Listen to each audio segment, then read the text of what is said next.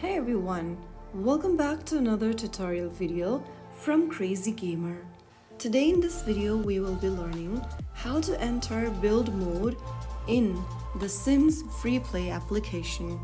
First of all, open the Sims Freeplay game on your device and wait for the game to fully load. Once you're inside the game, make sure that you're inside the Sims home, and after you are in, go ahead and tap on the home store icon, which looks like a chair with a lamp at the bottom right.